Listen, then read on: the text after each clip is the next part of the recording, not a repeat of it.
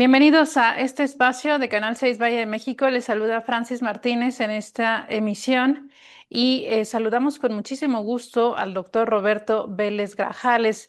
Él es director ejecutivo del Centro de Estudios Espinosa Iglesias, a quien hemos invitado para analizar el panorama de pobreza en nuestro país ya en este 2025 con los hallazgos que se tienen con el informe de movilidad social 2025 que realiza este centro de estudios, uno de los más importantes también en materia de análisis y revisión de la situación de pobreza en nuestro país. Doctor Roberto, muchísimas gracias por atender nuestra invitación. Bienvenido. No, al contrario, gracias a ti, Francis, y saludos a la audiencia. El tema de pobreza sigue siendo uno de los más preocupantes y sobre todo con esta administración que que ha realizado diversos cambios en diferentes ámbitos. Pero este informe de movilidad social 2025 pone mucho énfasis en ciertos indicadores que tendrían que impactar en el cambio de la pobreza. De manera general, pudiera compartirnos un poco los hallazgos que tiene este informe y posteriormente poder analizarlo algunos de manera puntual. Claro que sí, Francis. Creo que es importante primero decir nosotros cómo abordamos la problemática social. Obviamente es un tema íntimamente ligado al de pobreza, pero como ya lo mencionabas, el informe gira en torno al tema de movilidad social. Y cuando hablamos de movilidad social, la pregunta básica que nos hacemos es si el origen de las personas acaba constituyéndose en su destino. Es decir, que si naces en cierta condición, eso hace que hacia el futuro no te puedas mover de ella, ¿no? Entonces, esa es la pregunta básica que debemos contestar, si origen es destino. Y eso, como centro, pues lo hemos hecho pues durante los 20 años de existencia que tenemos. Y eso nos ha permitido ir construyendo todo un conocimiento en torno al tema de movilidad social, gracias al levantamiento cada 6 años de una encuesta que se llama la encuesta ERRUT Movilidad Social en México, ¿no? Este informe en particular al que hacías referencia, el de 2025, se basa en los resultados de la encuesta que levantamos en el año 2023.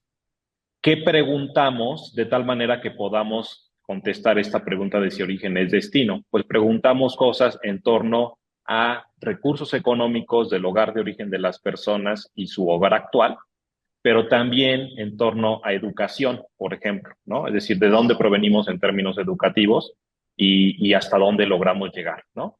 Y eso lo hacemos en una encuesta que además de tener la representatividad nacional, tiene posibilidades de desagregación para 5 grandes regiones del país, ¿no? Entonces, concentrándome en tu pregunta en particular en torno a los hallazgos, yo resaltaría, vamos a pensar en una escalera económica de 5 escalones, ¿no? Entonces tenemos una escalera de recursos económicos que tiene 5 escalones, lo cual significa que cada uno de los escalones contiene al 20% de la población. Entonces ahora pensemos en que nacimos en el escalón más bajo, en el 20% más bajo. Ahí estábamos cuando nacimos y crecimos. La pregunta es hoy, que somos personas adultas, ¿en dónde nos encontramos? Y en el caso mexicano, lo que se encuentra es que si naciste en ese 20% más bajo, prácticamente la mitad de esas personas se quedan ahí, ¿no? Entonces la siguiente pregunta es, ¿qué pasa con la otra mitad?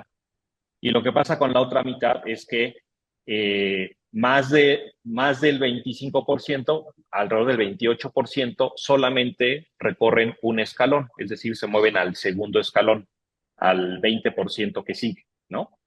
Entonces, eso que nos dice que prácticamente 78 de cada 100 personas que nacen en la parte baja de la escalera económica, en este 20% más bajo, no van a superar el 40% más bajo, ¿no?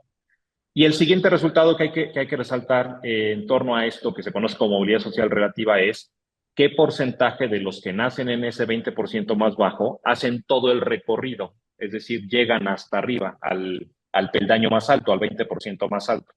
Y eso solamente sucede con 2 de cada 100 personas que nacen en esta condición de desventaja económica. Este seguimiento de datos pertenece a las cifras oficiales o bien es un seguimiento que ustedes realizan como institución? ¿Cuáles, digamos, son algunos de los puntos que dan cuenta, sobre todo porque la gente pudiera pensar, bueno, es un seguimiento que ha hecho solo el centro, pero un poco la naturaleza de estos datos de esta encuesta que ha realizado el Centro de Estudios Espinosa Iglesias? Como bien lo dices, este no es un dato que nosotros obtengamos de las fuentes oficiales que genera INEGI, por ejemplo, ¿no? Es nuestra propia encuesta que, como te decía, hemos levantado cada 6 años. Este es el cuarto levantamiento nacional. Se levantó una en 2006, al año de que fue fundado el centro, y luego ya lo sistematizamos. Se hicieron levantamientos en 2011, 2017 y el último, 2023, ¿no? Entonces, es información primaria que nosotros levantamos cada 6 años, ¿no? Ahora, regresando al tema de los hallazgos, una cosa que hicimos fue diseñar esta última encuesta de tal manera que fuera comparable con la anterior, con la de 2017, y que pudiéramos obtener una variable de ingreso, ¿no? Entonces, no solamente es en dónde estás en términos de recursos económicos, sino efectivamente en dónde estás en términos de tu nivel de ingreso. Entonces, otra vez pensemos en este 20% que nació en la parte más baja de la escalera social, y la pregunta que queremos responder es, de ese 20% que nace en la parte más baja, hoy, ¿qué porcentaje se encuentra en condición de pobreza por ingresos? ¿No? Y el resultado lo que nos arroja es que eso sucede con 73 de cada 100 personas que nacen en esa condición, ¿no? Es decir, básicamente 3 de cada 4 personas que nacen en esa parte baja de la escalera social, hoy en día se encuentran en condición de pobreza por ingreso, ¿no? Ese es un segundo resultado importante. Y luego, yo te decía, no solamente preguntamos por recursos económicos, sino que también preguntamos por recursos educativos. Entonces, podemos hacer un ejercicio similar, pero en términos de educación. Entonces, vamos a pensar en que tú tienes distintos niveles educativos y pensemos qué pasa con las personas que tienen papás cuyos padres no lograron ir más allá de la primaria, es decir, completaron hasta la primaria, ¿no? ¿Qué probabilidad hay que esas personas completen el ciclo educativo hasta nivel profesional? ¿Por qué el nivel profesional es importante? Pues porque en términos de mercado laboral es donde las personas reciben mejores recompensas, ¿no? Hay una correlación positiva entre nivel educativo y nivel de ingreso laboral, pero en particular el nivel profesional es un lugar donde la compensación es más que proporcional, es decir, ahí es donde está realmente el principal premio a la formación educativa. Y resulta que esta población que tiene padres con este nivel educativo que te mencionaba como máximo primaria, solamente 9 de cada 100, 9%, logran llegar a nivel profesional, ¿no? Y si eso lo comparamos con la población que tiene padres con estudios profesionales, ese porcentaje crece hasta el 63%, ¿no? Entonces, si el motor de la movilidad es la educación, que se va a ver reflejado en términos de ingreso laboral, pero comparamos estos dos orígenes opuestos, que es una casa en la que había hasta primaria y una casa en la que había ya profesional, resulta que esta posibilidad de llegar a profesional, que es donde el mercado laboral paga mejor, esa diferencia de probabilidad es de 7-1 a favor de los segundos, ¿no? Es decir, a favor de las personas que tienen padres con estudios profesionales. Entonces, si la educación es el motor de la movilidad social, pues solo lo es para unos cuantos, ¿no? Es decir, si caíste en un hogar donde hay nivel educativo bajo, tu probabilidad de construir tu camino de movilidad social ascendente a través de la educación resulta mucho más complicado, ¿no? Entonces, ese es un segundo resultado, Francis, que quiero mencionar. Y el tercero que quiero mencionar, bueno, ya te dije tres, ahora te voy a mencionar un cuarto, que es el que tiene que ver con la desigualdad de oportunidades. Cuando yo te decía, ¿qué pasa si naces en la parte baja de recursos económicos? Eso es una circunstancia de vida, es decir, no es que tú o yo elijamos nacer en un lugar donde los recursos económicos son mayores o menores, ¿no? Simplemente, pues ahí alguien nos colocó la suerte, ¿no? Y también pasa lo mismo con la educación, es decir, no es que estamos en el vientre de nuestra mamá y nos sacan un menú y me dice, a mí colócame en este lugar con esas características. Eso no sucede, ¿no? Entonces, ¿eso qué implica? Que todos esos factores a los que estamos haciendo referencia como recurso económico, educación y otros como región, ser mujer u hombre, tener una adscripción étnica, nacer y crecer en alguna región del país en particular. Esos son factores que no controlamos, ¿no? Y la pregunta es, esos factores que no controlamos, ¿qué tanto nos explican de la desigualdad económica que observamos actualmente en el país? Dicho de otra manera, de la desigualdad económica total que estamos encontrando, que tenemos actualmente en el país, ¿qué proporción se explica por esos factores sobre los cuales no tenemos control? ¿Y qué proporción se explica por lo que sí tenemos control? Que en la literatura económica se conoce como esfuerzo, ¿no? Entonces, si toda la diferencia económica que encontramos en un país, en este caso México, se explica por diferencias de esfuerzo, tú dices, bueno, no hay problema. Pues hay gente que se esforzó más y gente que se esforzó menos y eso se vio recompensado, digamos, en el mercado laboral de tal manera, ya está, y esa es la desigualdad resultante. Pero si lo que te digo es, ¿sabes qué? En realidad no todo se explica por esas diferencias de esfuerzo, sino se explica por esos factores sobre los cuales las personas no tienen control. Entonces ahí ya ese componente de desigualdad no se puede calificar como un componente justo, porque es derivado de la diferencia de esfuerzo, sino que es un componente injusto, ¿no? Y en la estimación que hacemos, resulta que al menos la mitad de la desigualdad económica que encontramos en México se debe a esos factores sobre los cuales las personas no tienen control, ¿no? Es decir, prácticamente la mitad de la desigualdad de resultados o desigualdad económica que observamos en México se explica por la desigualdad de oportunidades, ¿no? Y tú me puedes decir, oye, pero eso es mucho, poco, ¿no? Entonces yo te podría decir, pues a mí me parece mucho, pero pues a lo mejor a otras personas no les parece mucho.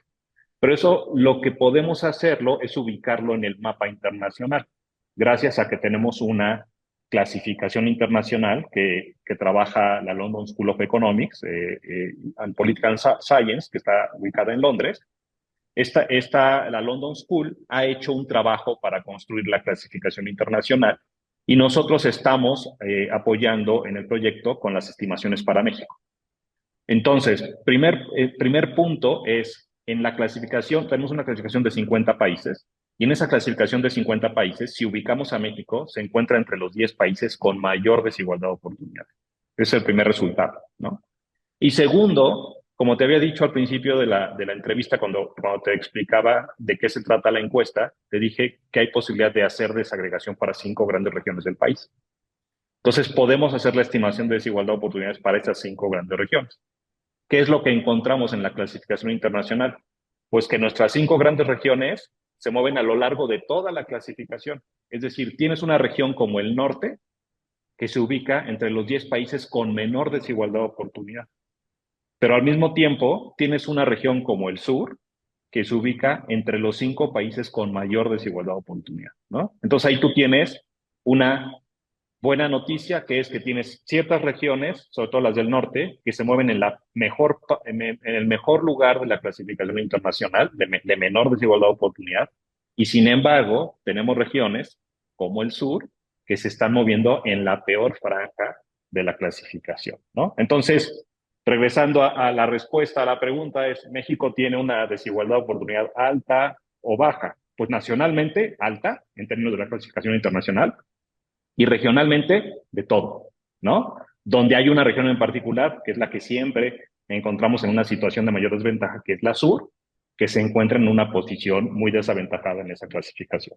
Que es además muy paradójico partiendo de que por lo menos ya llevamos 7 años con la actual administración, un cambio de administración federal y que se suponía que muchos de estos proyectos, megaproyectos que se llevaron al sur, tenían el objetivo de impactar en esas condiciones estructurales de pobreza de la región sur. Lo que estamos viendo es que evidentemente no hay esos resultados. O sea, cuando te dije que habíamos hecho este cálculo de pobreza por ingreso, intergeneracionalmente hablando, pues el primer paso que tuvimos que dar fue justamente calcular el cambio en la pobreza contemporánea. Ahí hay una buena noticia, o sea, la buena noticia es que la pobreza de 2017 a 2023, en nuestra estimación, sí bajó 7 puntos porcentuales, es decir, la pobreza por ingreso bajó de 48% a 41%. Pero nosotros donde ponemos el foco es no solamente en eso, que esa es la buena noticia, sino en la composición persistente de la pobreza en términos intergeneracionales. Es independientemente de que bajó de 48 a 41, si nosotros observamos ese 41, 3 de cada 4 de las personas que se encuentran ahí ya venían de la parte baja, ¿no? Entonces, tú tienes digamos, la buena noticia es, estás bajando la pobreza, pero la composición de tu reducción de pobreza no está siendo lo suficientemente progresiva como para que elimines ese componente intergeneracional de la pobreza, ¿no? Entonces, ¿qué es lo que estamos observando? Avances absolutos donde el ciclo intergeneracional de la pobreza es lo que está persistiendo, ¿no? Y eso se vuelve todavía más intenso si hacemos estas desagregaciones regionales de las que te estaba hablando, ¿no? Pero sí, ahí hay un gran reto y es donde nosotros apuntamos. Nosotros cuando decimos, mira, tienes este problema de persistencia internacional de la pobreza que se explica en buena medida por la alta desigualdad de oportunidades.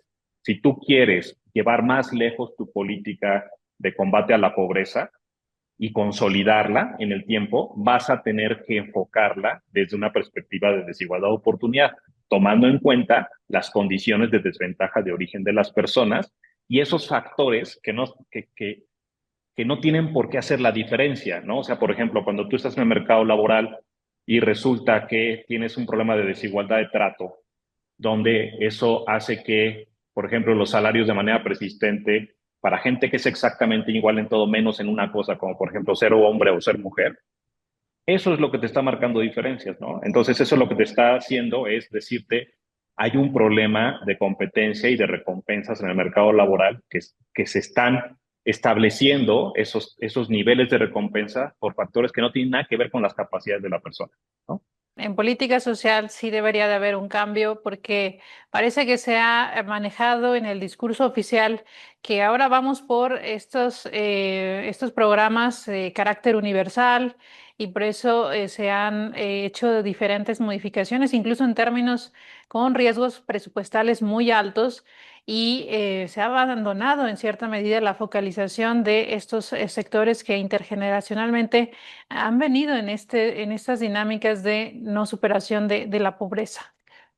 Efectivamente, o sea, nuestro planteamiento es universalizar así, sin más, no te resuelve el problema estructural. No estamos diciendo que no funcione, ¿no? Pero no es lo más efectivo. Es decir, tú tienes que hacer un esfuerzo adicional para tomar en cuenta estos componentes de origen. Eso es lo que estamos diciendo, ¿no? Ahora, otra cosa en el análisis intergeneracional que hay que señalar es, por ejemplo, el efecto de la pandemia no te lo captura esta medición. Es decir, este problema que tuvimos, por ejemplo, educativo durante la pandemia, de pérdidas de aprendizaje para la población, no lo estás reflejando con los datos de esta encuesta. Lo vas a ver en unos 6, 12 años, cuando esa población que recibió el choque de la pandemia estando en la escuela, esté en el mercado laboral, ¿no? Entonces, ahí sí hay que tener cuidado. Entonces, por un lado es universalizar y ya, no, nosotros consideramos que no es la solución estructural para un problema como el que te estoy describiendo. Dos, hay choques que intergeneracionalmente todavía no han sido capturados y en particular uno muy importante que fue el de la pandemia, ¿no? Entonces, sí hay que estar atentos a esas dos cosas. Y también observar el cambio, la dinámica del sistema educativo mexicano que paradójicamente también ha venido sufriendo graves daños en su dirección, incluso a nivel internacional hay algunas pruebas que ya no se realizan. Digamos, también el sistema educativo mexicano está en un serio predicamento con estos cambios que estamos viendo. O sea, lo que observamos con nuestros resultados, como son resultados internacionales, entonces esos resultados se están capturando la política educativa no de 6 años, se están capturando la política educativa de 24, 30 años, ¿no? Entonces, digamos, en el margen no estamos observando ningún cambio, en la estructura hay un problema serio, ¿no? Entonces, digamos, si el planteamiento es que en los últimos 6 años hubiera podido resolver los últimos 24 años, creo que sería pedirle mucho, pero sí estarías esperando al menos cierto cambio en la tendencia que hemos observado en los últimos años. Eso no lo estamos observando, ¿no? Entonces, sí habría que analizar a detalle si efectivamente en el margen se está dando un cambio positivo o no. Eso no me lo puede decir mi encuesta, pero hay que hacerlo porque si no, simplemente lo que está haciendo es cambiarse el discurso, pero el resultado está siendo exactamente el mismo que de los últimos 12, 18, 24 y 30 años. Pues realmente es un estudio muy amplio. El informe de movilidad social 2025 ha despertado también un interés muy importante para poner en evidencia que esto que debería ser el motor de la movilidad social, que es la educación, no se está cumpliendo y por lo tanto sigue siendo uno de los grandes retos para un combate efectivo de la pobreza en nuestro país. Te agradecemos muchísimo, Roberto, la posibilidad de platicarlo con nuestro espacio y eventualmente más adelante también seguir conversando sobre otros temas que también da seguimiento muy puntual el Centro de Estudios Espinosa Iglesias. No, al contrario, muchísimas gracias a ti, Francis, y estamos encantados de seguir platicando y comentando contigo sobre lo que hacemos aquí en el SEI. Sobre todo porque con muchos de los cambios nosotros hemos platicado con otros analistas y con estos cambios que se han hecho de la desaparición del Coneval, transfiriendo las funciones ahora al INEGI sin el personal calificado, señalaban que el reto ahora pues prácticamente lo están teniendo los centros como el del Centro de Estudios Espinosa Iglesias con enormes dificultades, pero es un vacío que todavía ahora se tendrá que llenar hacia adelante. ¿Cómo has visto también esa parte, Roberto? Y con ello nos despedimos. Bueno, esa transferencia de atribuciones de Coneval a INEGI, en términos de generación de información primaria, no debería tener ningún efecto negativo. Yo creo que más bien el efecto negativo se encuentra en otro lado, que es justamente algo que ya mencionaste, que es toda esta inversión en capital humano que se hizo durante 20 años en Coneval, pues de un plumazo se va, ¿no? Y entonces esto pues se convierte en un reto en primer lugar para INEGI, ¿no? Porque pues a INEGI es a la institución que ahora le toca hacer la medición de la pobreza y también la evaluación integral de la política social. Habrá que ver cómo lo hacen. A nivel de organizaciones como a la que a mí me toca representar, digo, el SEI tiene una particularidad, que es justamente de esto que hemos estado hablando en los últimos 20 minutos, ¿no? Que es, nosotros tenemos nuestra propia información primaria y entonces, claro, nuestra obligación ahora es no solamente estar haciendo el anuncio cada 6 años de nuestro informe de movilidad social, sino tratar de ver cómo esa información la podemos aprovechar para hacer un tipo de evaluación integral de la situación social del país y construir algún tipo de indicadores para poder irle dando seguimiento, ¿no? Entonces, creo que ahí, o sea, digamos, tenemos la suerte en el SEI de que sí tenemos construido ese camino y tenemos que aprovecharlo. Pues con eso concluimos, Roberto, y abierto este espacio para también compartir los hallazgos de centros como el que ustedes representan y muy agradecidos por esta participación. Gracias, doctor Roberto, y nos escuchamos en otra ocasión. Con mucho gusto, Francis, gracias a ti.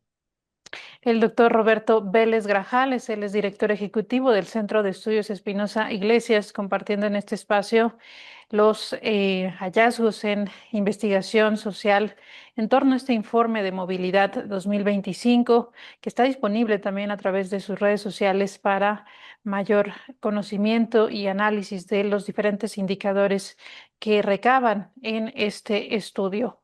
Nosotros les agradecemos muchísimo su compañía a lo largo de esta emisión y los esperamos en otra ocasión. Muy buenas noches.